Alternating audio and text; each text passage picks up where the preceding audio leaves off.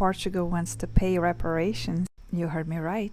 Portugal wants to compensate in some form the people affected by its colonialism.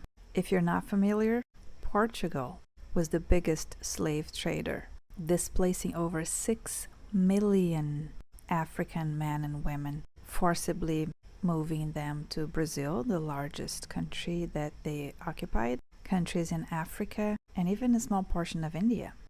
Portugal's president has acknowledged that mistake and said that the least they can do is to provide some sort of reparations.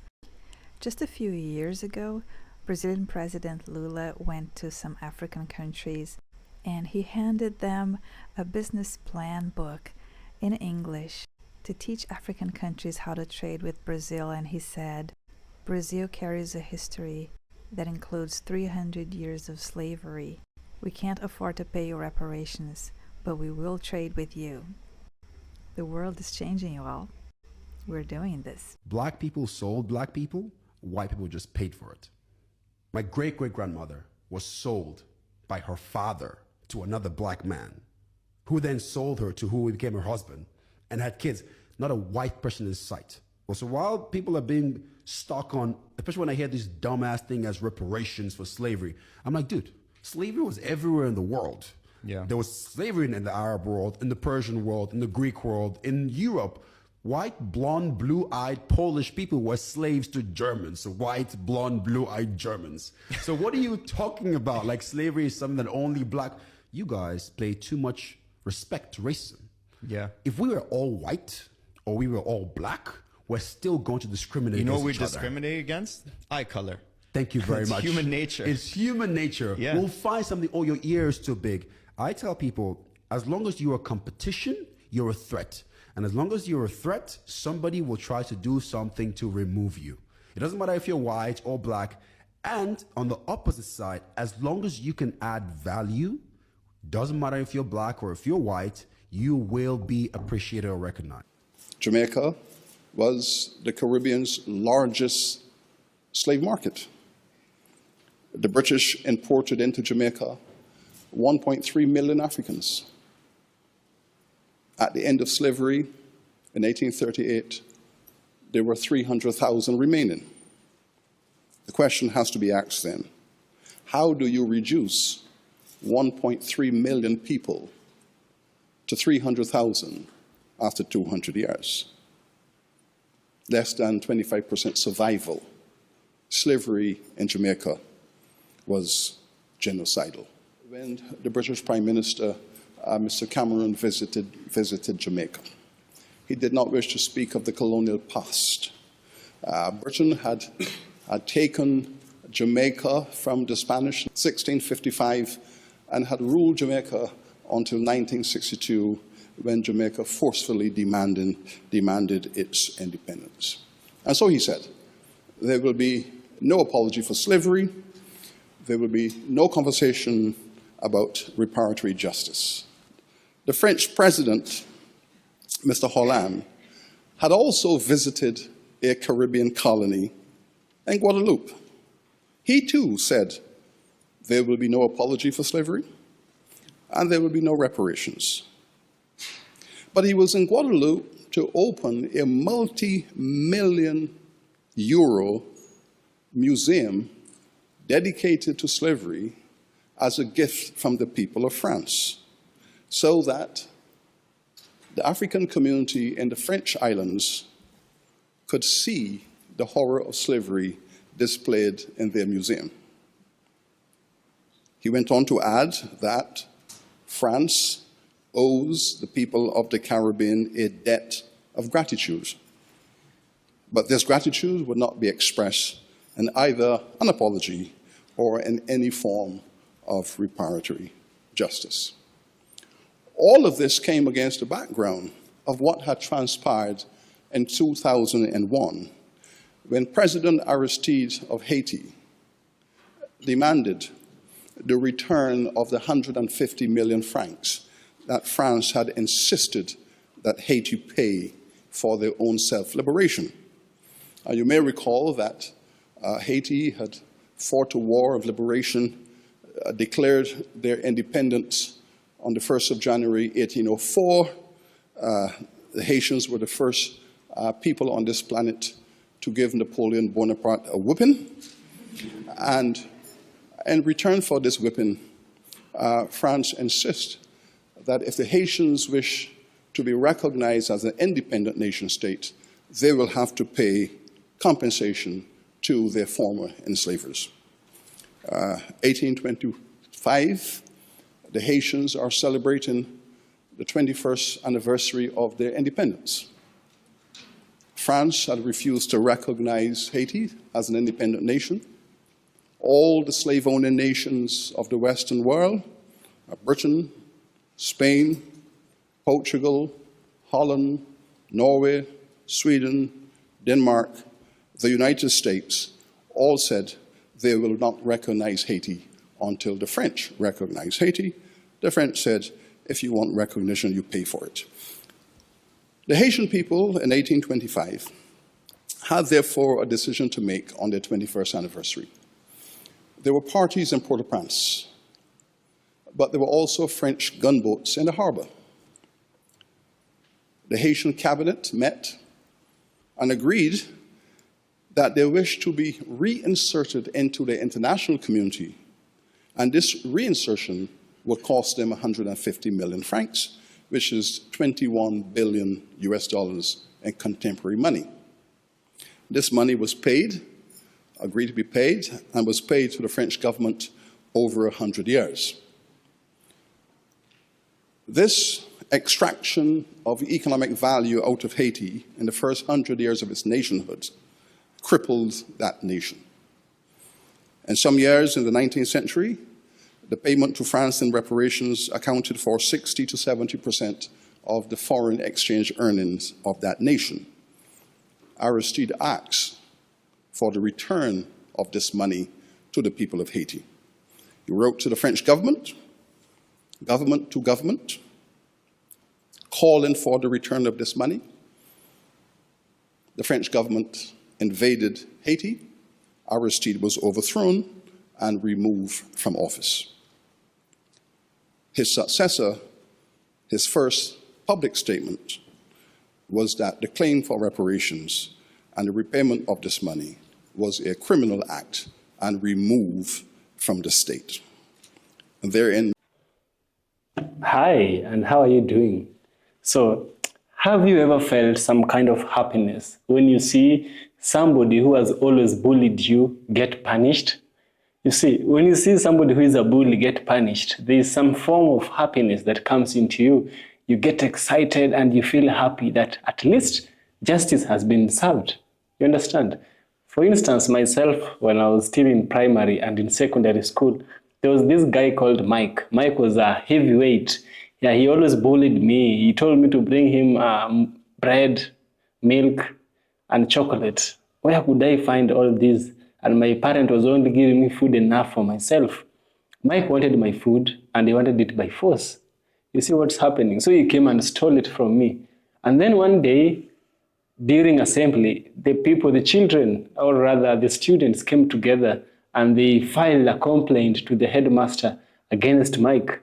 On that fateful day, Mike was brought in front of the assembly. He was punished and he was suspended from the school because he was making the school intolerable for students. Now this Mike is the Europeans and this school is the earth. You understand? The departments are different nations and the students are different heads of states.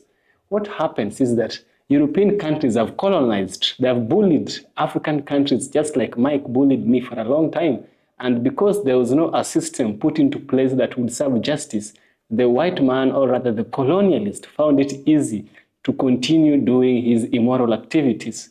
Today, we have institutions such as the International Court of Justice. We have the Criminal Court, International Criminal Court. We have human rights campaigns.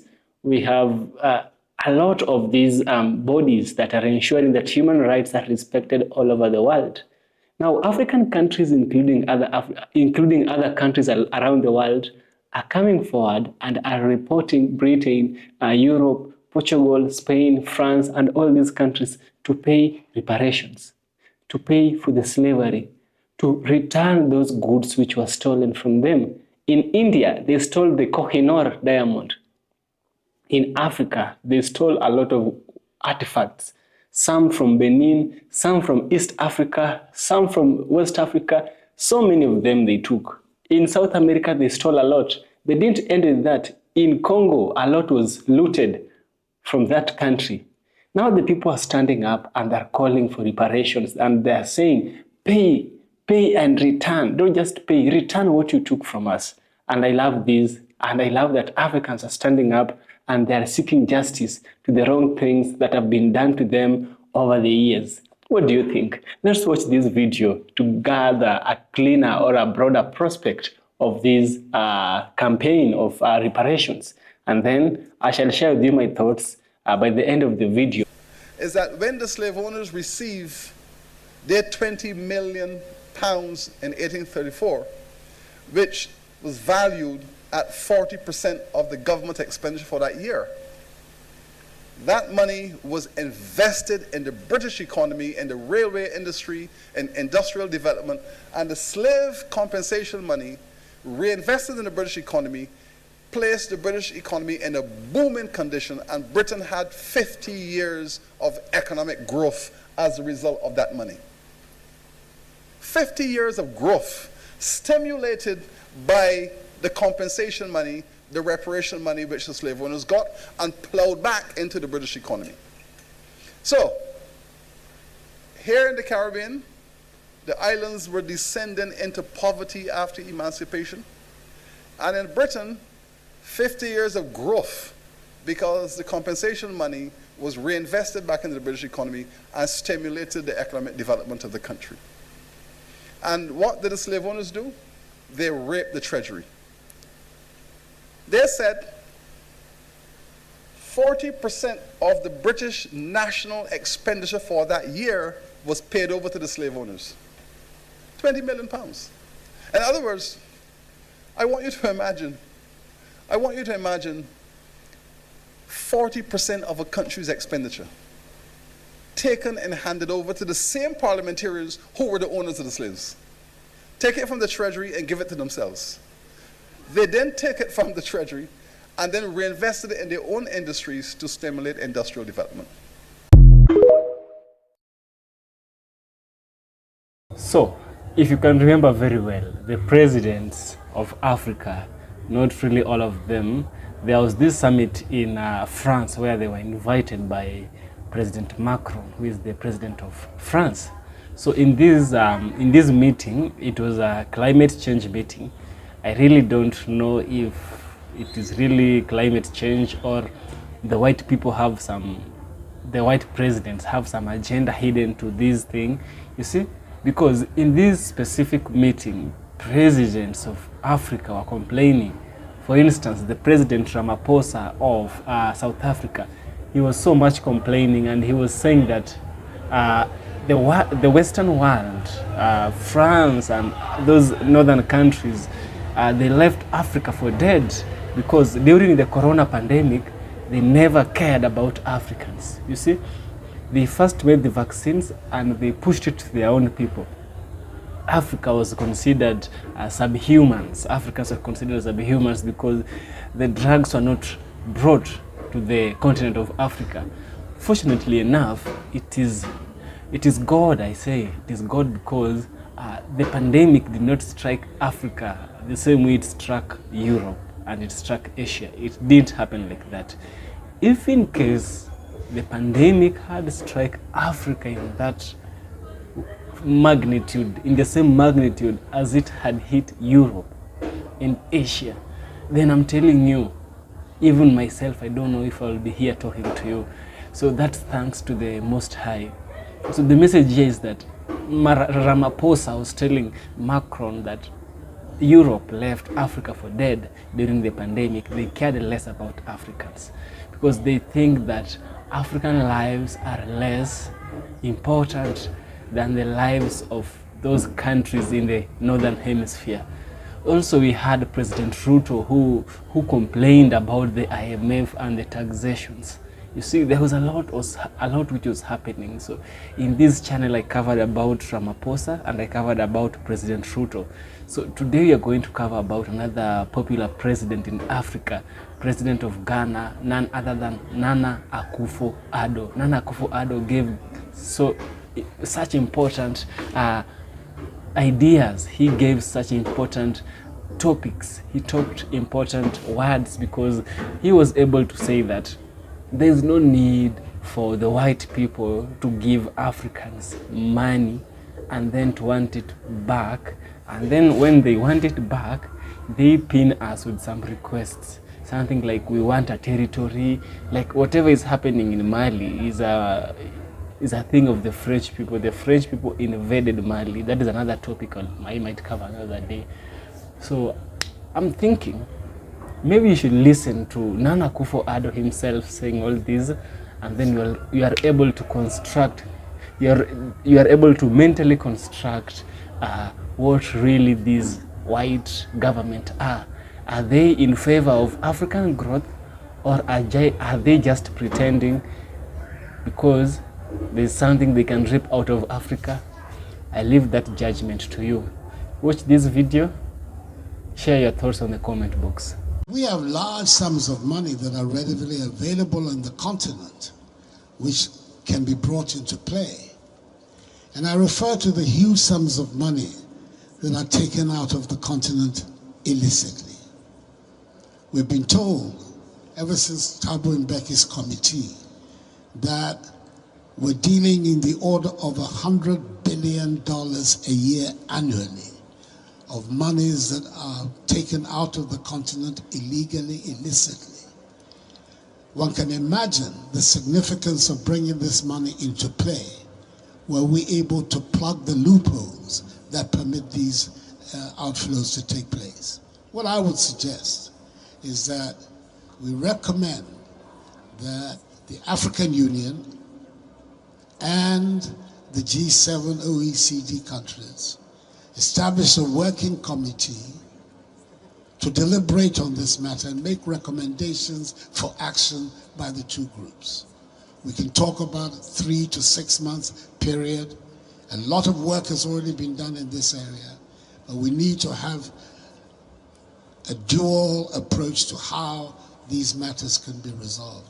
I just wanted to start by conveying a message of solidarity to Barbados and all the colleagues of the region, because as you are here, and I want to thank you here for your leadership and your inspiration, your country was hurt by a big hurricane very early in the season, and please convey our regards, solidarity to your people, and we will be here for sure for whatever you need. But thank you for being here. Thank you very much, Emmanuel.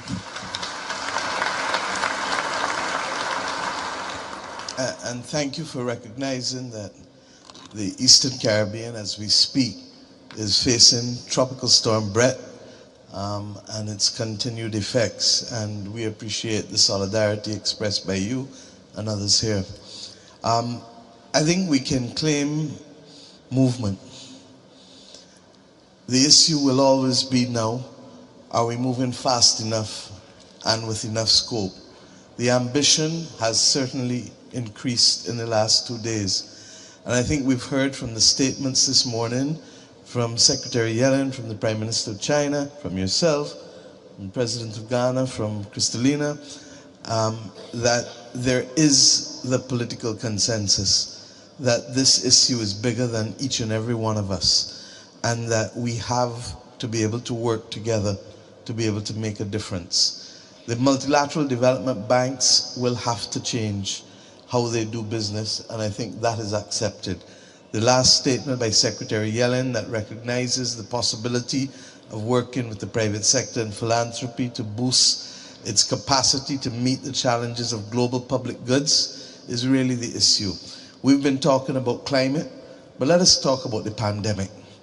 The reality is that whether you take the numbers given by the pharmaceutical companies of at least 1 billion, there are 10 pathogens that we need to scale up work on to be ready for phase 2A in the event of a challenge, so that we can move with speed. There are 5 pathogens that we need to deal with antimicrobial resistance. That is going to be the biggest problem that the world will face by 2050 in terms of killing people, and that will reverse a century of medical progress. What is needed is somewhere between 1 billion, if you listen to the pharmaceutical companies, and Ngozi, your commission, 10 billion. That is, if we take the higher number, the cost of 30 F-22s. That's what it is. And therefore, the choice for us to put that money aside is too simple for us not to do it. We all went through COVID, and we all saw how COVID decimated each and every one of us, carrying some countries back 2 to 3 decades. So I ask us to recognize that the moment has come for this to be the new decision point for what an international bank for reconstruction and development looks like in the 3rd decade of the 21st century. It is not the 5th or 6th decade of the 20th century.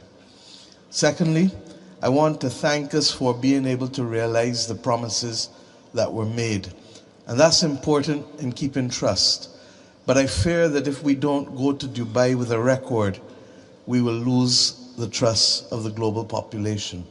Dr. Sultan spoke this morning. I think the time has come for us not to speak in silos anymore. And it therefore means bringing together, just as we've come together in Paris as global leaders with the international organizations, that we need now to sit down with the private sector leaders across oil and gas, across renewable energy, across finance, insurance, transport, if we are going to find a common problem, a common solution to our problem, unless there is a plan to go and live on Mars, we do not have a choice. And I hope that this convocation and conversation can take place within the next 4 to 8 weeks. We cannot go to the world's population again making promises and yet saying that this is the most urgent problem facing mankind. We have the capacity to act urgently when we need to. Well, we need to now. Rules are made by us. They're not made to break us. We are made to shape them. And if we can't shape the rules in this time as others shaped them before, then we will be the ones accountable for what potentially can be the worst reality of mankind. To believe that human species will exist forever, and to believe that failed societies don't happen, is to assume an arrogance that is not reflected in our history. And I trust, therefore, Emmanuel, that we will leave here with a greater commitment to ensure that that urgency takes place. I believe also that geopolitics and national politics cannot be allowed to stand in the way of this great crisis. If you cut each of one of us, we bleed. We have the same needs. And we therefore, as the Prime Minister of China just said, recognize that we have to find the common bounds and bridges where we can work together. This matter of the climate crisis is the panacea to be able to allow us to fight off the global politics and the domestic national politics. And I fear that if we don't act with alacrity, then we will see too many people losing their lives and livelihoods. So we leave Paris not with speeches simply, but with a commitment, as the President of Ghana said, to get down into the granular detail to make sure that that which we agree here can be executed. I'm satisfied that the start is correct with respect to the mobilization of the 200 billion, but we know deep down that's not going to be enough. And hence, the parallel discussions for the reform of governance must take place. The last point that I want to make is this. Difficult discussions require courage. And the most difficult discussion that we face is how do we shape a world in the image of the countries of today. Regrettably, it means that each of us must give up some space if we are to shape that new world. And because we don't want to give up space, we now are forced to because of the outside and existential challenges. That is actually the way of life. Life presents us with the things that we least want to do when we least have the capacity to do it. But if we don't summon the courage to rise to the occasion, then we will pay the ultimate price. We have never had the appropriate discussions for the dismantling of an imperial order. And whether it is in the United Nations system or whether it is in the multilateral development banks, regrettably, we continue to see first-class and second-class citizens. Bob Marley had a song called War. We would do well to go back and read the lyrics of it, and not just to read them, but to walk the walk and to talk the talk.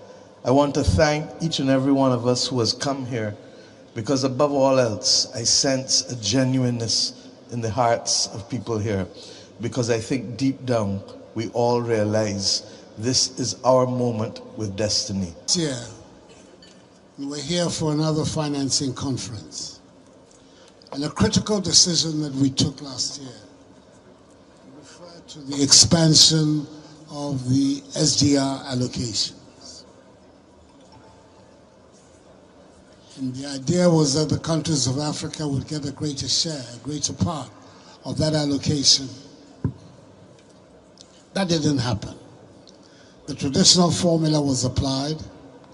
And I think that what that tells us is that whatever it is that we want to propose here, we need also to dial into the details of those proposals so that we have a realistic chance of having the proposals implemented. The second, finance is a major challenge for the nations of Africa to initiate the adaptation and mitigation measures that are needed to confront the climate crisis.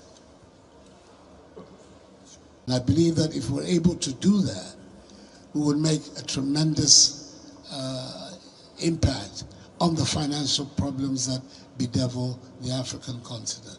So I would suggest that if there is agreement around this idea, that we find a place in the summit declaration for the idea of this joint working committee. I'd like to end by saying that, like all my colleagues, we want to thank you, President Macron, for bringing us together. We also thank our sister, Mia Motley, for the important part she played in preparing the grounds for this summit. Thank you very much indeed, sir. Thank you.